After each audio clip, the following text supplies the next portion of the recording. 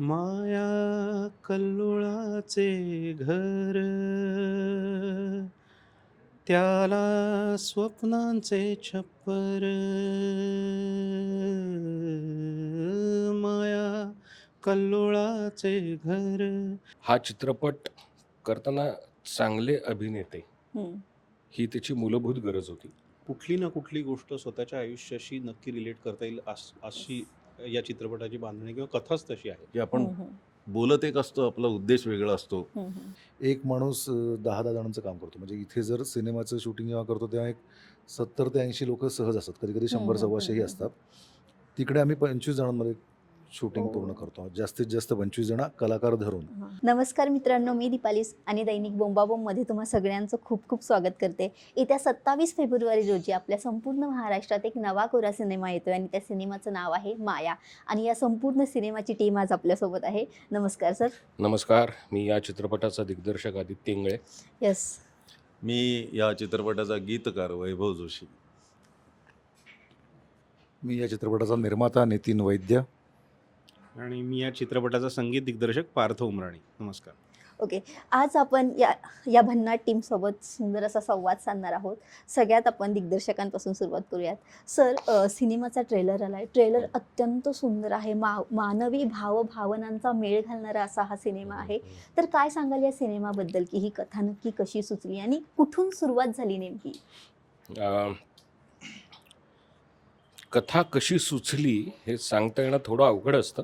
कारण ती तुमच्या मनात कधी ना कधीतरी कुठल्या ना कुठल्या तरी प्रसंगातून कधी बीज धरतं माहीत नाही. आपल्याला जसं एखादं रोप लावलं आहे हं. तर ते कधी नक्की रुजलं, हो. एखादं बियाणं पेरल्यावर हे सांगता येत नाही. तसंच थोडंसं असतं कथेचं. ही कथा सुचल्यानंतर आम्ही त्याचं कास्टिंगचा विचार सुरू केला लिहितानाच. हं. आणि त्यात सगळे दिग्गज ही मंडळी आम्हाला नशिबाने लाभली. त्यामुळे हा चित्रपट करताना फार मजा आली. तुम्ही म्हणालात तसं की वरचा चित्रपट असल्यामुळे याच्यामध्ये अ, खूप मोठे काय म्हणू आपण, लार्जर दॅन लाईफ किंवा येस. नॉर्मल आपल्या आयुष्यात जगत नाही आपण असे प्रसंग नाही. हे पूर्ण रोजच्या जगण्यातल्याच काही हो. काही गोष्टी असतात ज्या प्रतिबिंबित होत राहतात. त्यामुळे हा चित्रपट करताना चांगले अभिनेते हं. ही त्याची मूलभूत गरज होती. ओके. कारण बऱ्याच वेळेला आपण बोलतो त्यापेक्षा आपण काय रिॲक्ट होतो किंवा आपण काय व्यक्त होतो अव्यक्तातून, हे फार महत्त्वाचं असतं. आणि त्यांनी त्या सिनेमाची गंमत वाढत जाते. आणि हे करता येणारे कलाकार फार महत्त्वाचे असतात. हं, हं. अ, कथानक आत्ता सांगत नाही. तुम्ही म्हणालात त्या ह्याच्यातच सगळं आलं की हा भावभावनांचा आविष्कार आहे.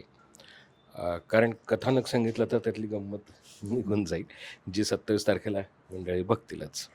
जसं की आत्ताच तुम्ही म्हणाला, की अभिनेता हा चित्रपटाचा आत्मा असतो. तर या सिनेमामध्ये जेव्हा तुम्ही कास्टिंग केलं हा ते एक भाग असतो अभिनेता. हो. हा, हो. कास्टिंग केलं तेव्हा सिद्धार्थ चांदेकर, मुक्ता मॅम किंवा बर्वे सर, की या सगळ्यांचं कास्टिंग तुम्ही कशावरून केलं, की ह्याच कलाकारांना या भूमिका द्याव्यात?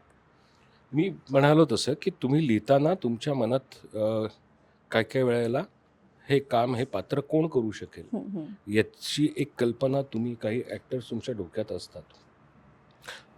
दुसरी महत्त्वाची गोष्ट म्हणजे हे सगळेजण इतके चांगले ॲक्टर्स आहेत हो, हो. आणि सगळे नाटकातून हं. आलेले ॲक्टर्स असल्यामुळे ह्या सिनेमाची जी भाषा आहे हं. ती भाषा योग्य पद्धतीने म्हणू शकणारे ॲक्टर्स आपल्याकडे सुदैवाने मराठीत खूप आहेत. कारण हो. मराठी चित्रपट आणि नाटक याचा प्रेक्षक वर्ग जसा एक आहे, तसंच आपले कलाकार मंडळी एक आहेत. त्यामुळेच कदाचित आपला मराठी सिनेमा इतका जास्त सक्षम आहे. थोडंसं ही मंडळी डोक्यात होती लिहिताना. ओके. त्या कॅरेक्टर ज्या वेळेला डेव्हलप होत होत्या हं, हं. तेव्हापासूनच ही डोक्यात होती मंडळी. आणि त्यांना विचारल्यावरती ते सगळे हो म्हणाले. हा सुदैवाचा भाग. ओके. मी वैभव सरांकडे येईल. या चित्रपटाच्या तुम्ही गीतकार आहात.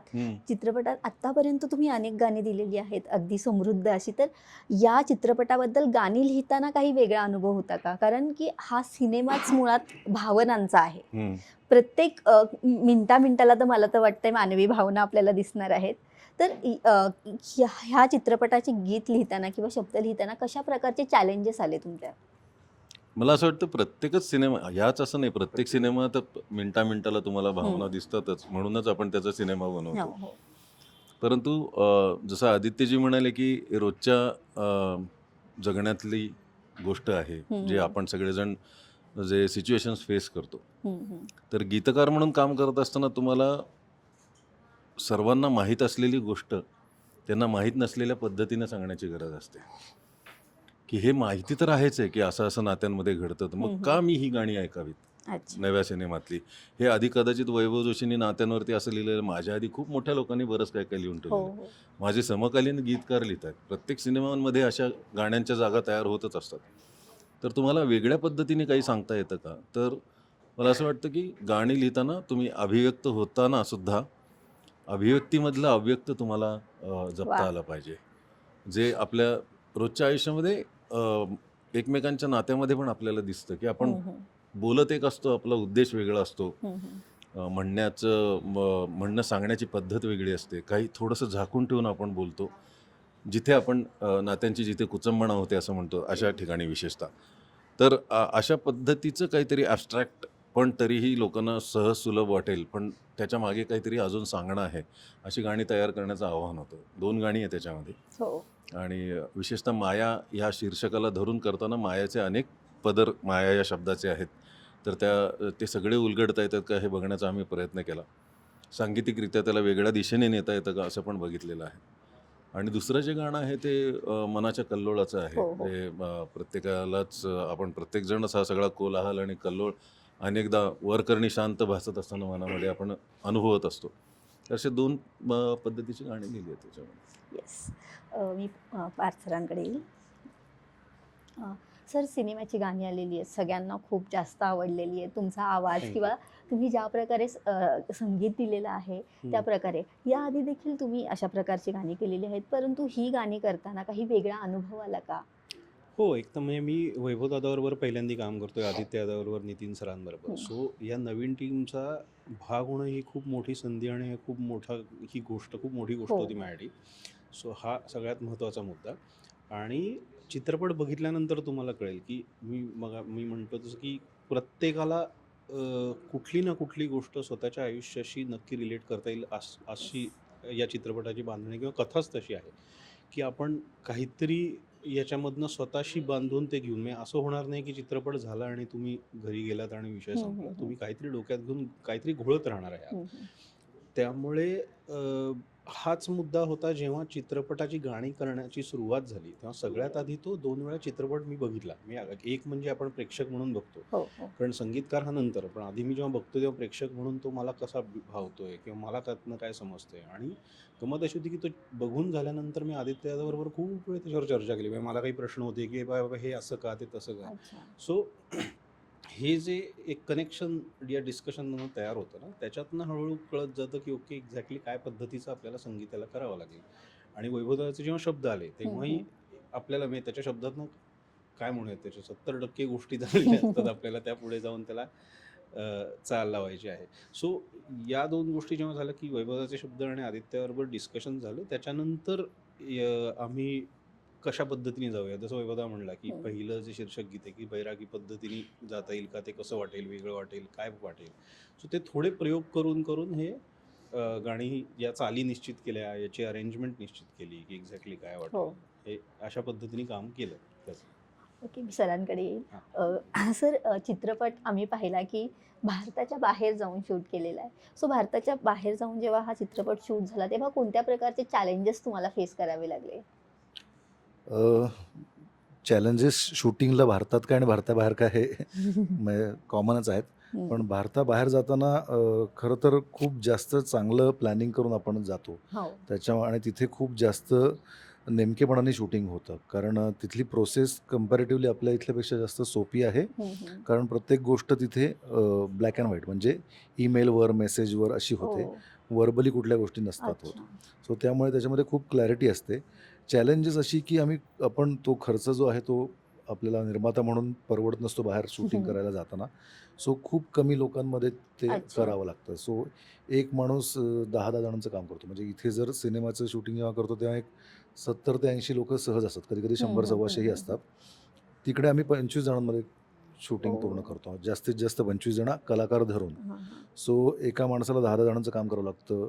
डिरेक्टरला लाईटही उचलाव्या लागतात. अच्छा. मलाही तिथे कपड्यांना इस्त्री करावी लागते वगैरे असं बऱ्याच गोष्टी कराव्या लागतात आणि ते खरं करताना ती एक फार गंमत असते कारण एक फॅमिलीमधून तुम्ही ती हो, फिल्म हो, करता हो. आणि खूप सगळ्यांना एकमेकांना सपोर्ट करत करत जाता. सो मला असं वाटतं की ते मग चॅलेंज राहत नाही आणि ती एक तो सोहळा होतो आणि छान छान त्याच्यामध्ये मजा येते मग त्या सगळ्याचं. तेच मला वाटतं ही एक भारताबाहेर गेल्यानंतर सिनेमा शूट करण्याची ही जी एक गोष्ट होती ती पहिल्यांदा सगळ्यांना समजली आहे की अगदी दिग्दर्शक निर्मात्यांपासून सगळ्यांना प्रत्येक कामं करावी लागतात. खरं तर तुमच्या माया या टीमला दैनिक बुंबाबुमकडून खूप खूप शुभेच्छा. पण एंड करण्यापूर्वी मला पार्थ सरांच्या तोंडून या सिनेमाचं एक सुंदर असं गाणं ऐकायला नक्की आवडेल आपल्या प्रेक्षकांसाठी. नक्की. ते शीर्षक गीत आहे जे Yes, आपण yes. बघतो त्याचंच आहे. माया कल्लोळाचे घर, त्याला स्वप्नांचे छप्पर. माया कल्लोळाचे घर, त्याला स्वप्नांचे छप्पर. घेते चाहूल कुणाची, बिना तोरणाचे दार. ओल्या डोळ्यांच्या अंगणी, उभी सरींची पालखी. ओल्या डोळ्यांच्या अंगणी, उभी सरींची पालखी. आणि पापण्यांच्या आड,